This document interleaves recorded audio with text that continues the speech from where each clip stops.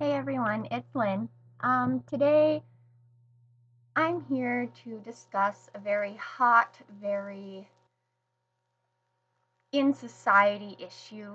Um, I have been a victim of this issue quite a lot since first grade, elementary school, all throughout middle school, and all the way up even today. I mean, I'm a senior in high school and I graduate in less than 30 days. And I am still a victim of bullying. I, when I was younger, went to kindergarten in Lakefield, which is where my father lives. And when I was there, I wouldn't really necessarily have known that it was bullying then. I didn't know that it had hurt and left such an impact on my life. Um, I have realized it a lot more growing up. But when I was younger, I did not have the perfect teeth. I was a tomboy, like, come on, like, I wore overalls and t-shirts. I didn't wear skirts and pretty shirts and all this other stuff. I wore overalls, tennis shoes, and a ratty old t-shirt. So, a lot of the time, people would ask me if I was really a boy or if I was really a girl. They would always say that my teeth were yellow and that they were ugly. They would call me a freak because I had naturally red hair, and when I was younger, it was quite orange. Um, so I really didn't. I just blew it off then because I had a few friends. Uh, First grade came along, and I switched to Jackson School. Jackson and Lakefield are in the same district, but Jackson and Lakefield both have their own elementary schools. And those schools are kindergarten through fifth grade, and then both of the Lakefield and Jackson elementary schools come together for sixth through eighth grade and stay together until all the way through high school, up until your senior year. You graduate with the people from both Lakefield and Jackson. When I moved, I didn't know anybody. The only person I knew also moved with me, and her and I were friends up until about third grade, and then we just kind of went our separate ways. The bullying got a lot worse throughout elementary school. Um, Again, I was a tomboy. I wore overalls and jeans and ratty old t-shirts because I messed around in the shop with my dad all the time after school. So it wasn't a big deal. I mean, everybody else was wearing skirts and leggings and pretty sparkly pink and all this other cool stuff for the girls anyway. And I have never been a person to hang out with girls, especially girls my own age. So they would, um, they wouldn't talk to me. They'd give me the cold shoulder, just kind of brush me off. Um, and then it got time to be sports, time where people were going into like MYFL or, youth football leagues, basketball teams, baseball, all that stuff. Um, but I've never been athletic. My parents were both track and field stars. My dad was a cross country runner, and he also held the mile record at the Jackson High School for about 24 years. It was beaten my freshman year by one of the seniors by about 2 seconds, like literally 2 seconds. But I was never an athletic person, and I did keep to myself, and I've always drawn, and that was always my thing. Well, I don't really know how it started, but some of the girls said, "Ooh, don't touch her, otherwise you'll get rabies or you'll die. As soon as she touches you, your heart will stop and you'll have blood come out your eyes and your nose and your mouth and everything." And that soon spread to a lot of people. I mean, people older than me, as well as people my own age. And so soon I was completely secluded from all people in my class. I really didn't have a problem with anybody um, up until that point. I was also struggling with um, depression. My parents were going through a divorce still, and custody was split. I had to be with my dad every other weekend, and it was just a very hard time in my life. I didn't know exactly who I was because I wanted to be in gymnastics and volleyball, but I was just really not that athletic and I really just like to keep to myself. So that's basically what I did until the bullying and the harassing started to be a lot worse, to the point where they were yelling and screaming at me in my face, making fun of me during class. It was just not a very good thing at all. I finally started lashing back at about fourth grade when somebody had come up to me and they were walking past me in class and I accidentally brushed their shoulder and they were like, "Oh my God, get me to the hospital right now. I think I've got rabies." And it's just, I was like, you know what? Come on. You and I used to hang out when we were in first and second grade all the time. We'd play at the park, play at your house, do whatever. You didn't have any problem having me touch you or come in contact with you before and said anything like that. Obviously, I was a lot meaner about it. Um, I was just yelling and screaming at him that it's not true, it's not true. Well, obviously that didn't do me any good, and I didn't figure out until about seventh grade that getting pissed and yelling back and fighting back is not going to do anything. I finally got it through my thick skull that if you just ignore it, it'll go away. And for a time it did until about my junior year. And now I'm not going to say that drama didn't happen because it has and it will happen. It's going to happen everywhere, no matter where you're at, whether it's at home or school or work or wherever. It's going to happen. It's unavoidable because some personalities just aren't meant to be right next to each other and, just they aren't meant to interact. I mean, it's just not like that. Not everybody is going to get along, and you've just got to accept that. Um, but I started ignoring it, and I was in foster care during middle school. Um, I believe it was seventh to eighth grade. I was in foster care for a year and a half, but it was only about one full school year and I think maybe a trimester, which is like it's like a semester, but they break up the year in thirds instead of right in half and then in quarters as well. So it was just they were trimesters or whatever. I was having a lot of problems at school because of the foster care. I had a set of friends that I all hung out with, and some of them were older, some of them were my age, and I just felt accepted. Um, they were not the best of crowd, and I didn't realize that at the time because I was included and I wasn't judged.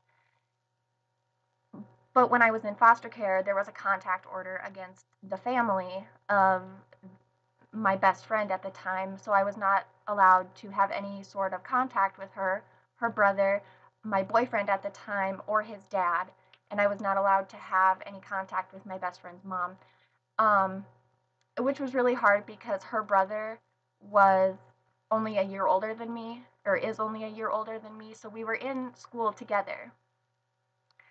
Um, I always, okay, where were we? Sorry, I had a phone call. I always wore very dark clothes at that time because I was coming into a lot of the conforming to who I was hanging out with and going through the stages of trying to find who I was. Before that, I was a tomboy, and then I tried being a little more girly, casual type thing, sort of girly, but sort of tomboy. And when I was in foster care, my depression had really hit really, really close to home and very hard. So I had begun wearing my boyfriend's sweatshirt that I had and my black trip pants with the chains and all that cool stuff. I thought they were the bomb at the time. And then I always wore my black and white DCs, and I had my hair to where my bangs covered most of my right eye, and it was just always in my face, very dark eyeliner, um, piercings in my ears, and tons of crazy necklaces. Um, so I was judged for not only the way I was dressing because the shirt was pretty big on me. I've always been a very small person.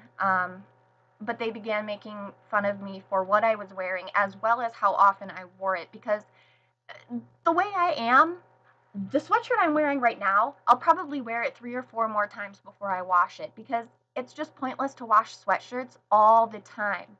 Normally, you have a shirt or two underneath them, so your body doesn't really rub up against that and it doesn't get to smell bad or be unclean after going to school in it. Like, that's just how I feel. Well, nobody understood that because they were always wearing the lace tank tops with a nice shirt and just layering, layering, layering, and never wore the same thing more than 2 days in a row. You know, I mean, like, they wore it one day, they were not going to wear it until it was washed. And so I was made fun of wearing the same pants and, the same sweatshirt. And I was going through that stage where I was like, you know what? Fuck all of you. You guys can all go to hell. So I lashed out and got in trouble in school. The the changing of houses, I went from a foster home and then I went up into St. Cloud to the children's home for 30 days. And then I went back to my aunt's house for a few months. And then I was switching week on, week off with my mom and dad, which was crazy. So all of that stress eventually led to me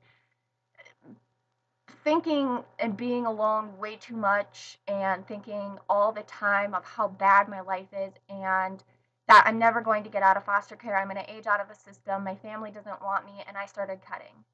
Um, I don't have scars because I did not cut that deep. I had just become so numb to everything around me. And I know how cliche that sounds, but if you were a cutter and you really didn't want to cut to die, you just wanted to cut to feel something, you will know how that feels. So, a girl at school had seen my wrist and she told the guidance counselor. The guidance counselor had contacted my social worker and my parents, and we had a meeting about it. And I just broke down crying and I said, I don't know what to do because I cannot handle going 1 week with my dad and 1 week with my mom. um, I couldn't handle it. There was so much, and I was just so depressed. And everybody at school, I felt like my whole world was caving in on me. And before I had gone to the children's home, things had finally evened out. I got into being friends with a couple of girls that were completely the opposite of who I was hanging out with. And it was just so much better for me. And I healed. Things started going good, good, good. Freshman year, things started to fall again. Um, there was drama here and there, and friend changes here and there, and I was still trying to find myself. I was trying to dress a little more like the girls I was hanging out with because I felt like an outsider, even though they accepted me. Um, in 10th grade, I got my first tattoo, which was given to me by the girl who I had a contact order against when I was in foster care. At this time, I had already been out of foster care for a couple of years, and it seemed like it had gone by really fast. My grades were all right. I mean, I was so lazy. I didn't want to do the work, and it's not that I didn't know how to do the work because I did. I just didn't do it. I mean, some of it I did, some of it I didn't, and there were times where I would cram right before semester end to get all of my makeup work in all in one at one time so I wouldn't fail at semester. Sophomore year, I did summer school, and I was introduced to a lot of new people, and they are wonderful.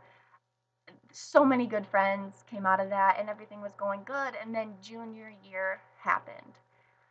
Um, a friend of mine who I've been hanging out with, her 16th birthday was coming up, and I had a very heavy duty, sparkly tiara that I had had for when I went down to New Orleans with another friend of mine for her parents' wedding. The tiara was very expensive, and I told this girl that, you can use this for your sweet 16 for your birthday party, I just need it back. Well, she ended up not wearing my tiara that I had. She had bought one from Claire's, and it was a little daintier and it was a little cuter, and I really liked it.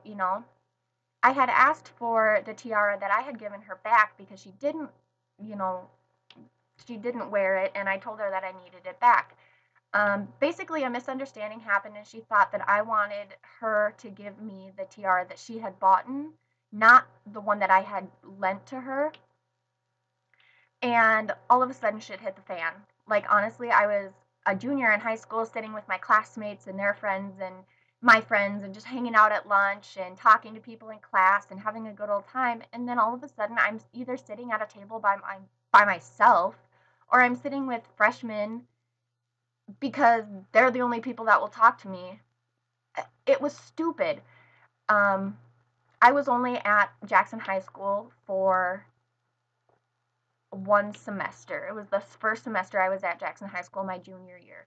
The 2 weeks before school ended, I went to school one full day. The rest of the days, I either left because I did not want to be there, or I just didn't go. Um, you know, I was being called every name in the book, from a bitch to a slut to a whore to every single insult that you could be called. And, sticks and stones, I mean, that's not always true. Words can hit home a lot harder and leave a lot deeper scars than any punch you could take, any slash at your heart. There is no way that you will ever forget words, because wounds will heal. But those words, after they've been put in your head, it is really, really, really hard to get rid of them. Um, so I switched to the ALC my second semester of junior year.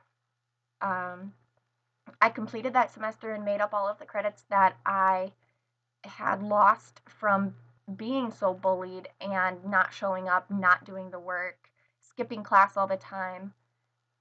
And there was a few fits of some drama, it's gonna happen. And I felt at one point that I didn't even want to go to school. I wanted to drop out. I mean, I got my certified nurse's assistant license when I was 16 years old, and I have plans to go on to college, get my RN, and be a successful nurse to make enough money for myself and any family that I would have to live happy and to not have to worry about bills. At that time, I seriously considered dropping out of school and just saying fuck it and not do anything. Stay a CNA for the rest of my life. That's honestly what I considered. And there were times, even after my cutting, that I considered suicide because I was so upset and so hurt by everything that those girls had said. And you know what? I've come to the realization that not all girls are like that, but my class is specifically like that. And it may not just because of the way I look or the way I've acted or whatever. It could just be because of my parents' reputation and the reputation I made for myself all throughout school. Um, I've always had a hard time trying to get to know people, and after all of the bullying and the hazing and all of this, I just got quiet. I just got quiet. I didn't talk to many people at all. The people I did talk to were friends, but it took a lot of work to try and get me to trust them. My walls were 6-foot thick concrete walls that were built as high as the sky. It took a lot to have them broken down. So there was a lot of bullying that had gone on in my life, and some of it still happens today. Drama's just going to happen, but I want to be there for any other girls because I know how absolutely hard it is to go through that. And I know how terrible it seems, but you've just got to remember to keep your head down. Don't lash back at them because it's just going to make it worse. Because bullies, they want to see a reaction. That's why they do what they do, is because they want to see you get pissed and get in trouble. That's just exactly what they want. And if you don't give it to them, they'll stop. They'll eventually just say, you know what, it's not worth it anymore. It's just not. I just don't want any other girls to be in the place that I was, where death was better than going to school and having a life. because it's hard, and I know it is. But that golden rule, you know, there's tons of golden rules, but my golden rule is do unto others as you wish others to do unto you. So if you're nice to everybody, they'll be nice to you. Even if they aren't nice to you, like my mom said, kill them with kindness.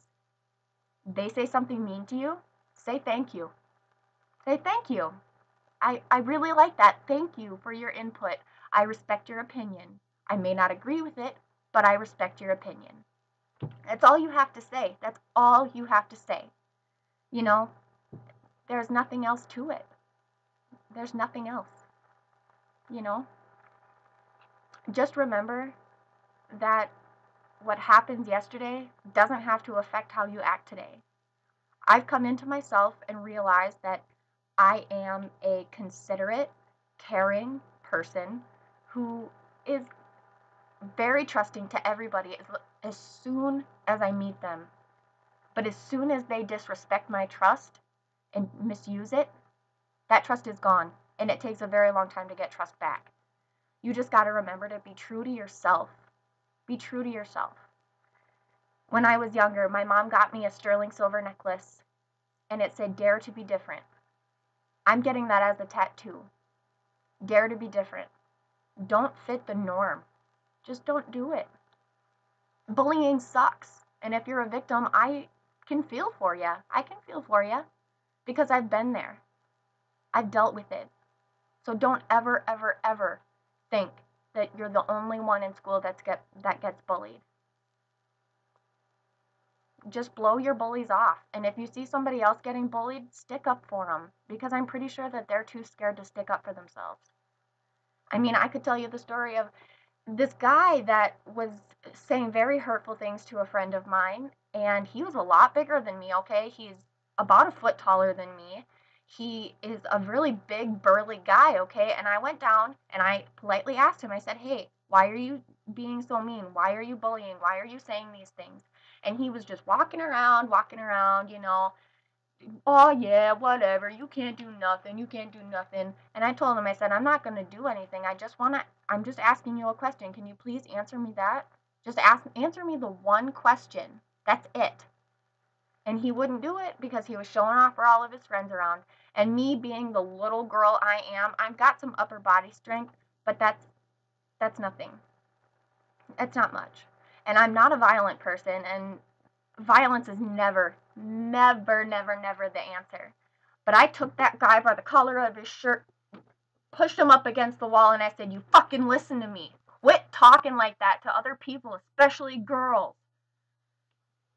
I went right up after that and told the principal what had happened and what I did, in all honesty, and showed him my wrist where the guy had grabbed me. And he gave a very prominent red mark to my wrist. And since I was the first one to make it up to the office and explain exactly what happened and why I did it, the other kid got detention for bullying, especially bullying a girl, and for hurting me being a girl. Because he's big enough, he could have gotten me off of him right away. There was no problem. But he still hurt me physically, you know. And I just said, my principal just told me, "Don't do it again." And that was the end of it. You know, that kid to this day does not bully my friend. That's just what needs to happen. If you see somebody getting bullied, then take care of it. Tell the bully to back off. Because the victims of bullying need somebody to stand up for them. And if you're a bully, knock it the hell off. It's not cool, okay? And if you're being bullied and you don't think that anybody is there for you, I'm here for you. There are hundreds of thousands of other kids every day who get bullied. And it's ridiculous. It's ridiculous. Whether the bullying is about age, race, religion, what you look like, what you act like, your sexual orientation, marital status, whether your parents are divorced or not, none of that is a good reason to be bullied. A friend of mine from school, she's a year younger than me, her cousin committed suicide at 14, I believe it was, because he was homosexual and somebody found out, and he was being bullied so bad that he decided that his life needed to end, and he killed himself. That does not need to happen to another kid. Don't do it. It's not cool. It's not productive. It's not good. It's not. Just don't do it. I don't understand what is so hard about leaving another person alone. Anyway, that's my view on bullying. That's my story. And if you need any support at all, please contact me. If you need advice, I've been through it all. Bullying wise, school wise, whatever. If you have any questions or any concerns, or you just need somebody to talk to, contact me, okay? I will leave my links in the description box below, okay? So just contact me and I can help you through whatever. And I'm not going to say I'm a therapist because I'm definitely not a therapist, but I will give you my view on it. And if you accept the view, then great. And if you don't, that's okay. I'm not going to judge you for your opinion or your views on anything. I just want to be there as a voice against bullying because there are way too many people that will see it and not do anything. There are way too many people that are doing it and don't have the right to and shouldn't for any reason at all, ever. I mean, really? So, and if, yeah, I mean, I don't even know what else to say. Like, bullying is ridiculous. Ridiculous. If somebody bullies another person, they should be punished by law, just as a murderer would. Because whether you kill a body or you kill a heart, the mental stability of a person, that should be the same thing. Same consequences. And not enough schools are giving any consequences at all. So I don't understand what the hell the problem is. But anyway, until next time, guys.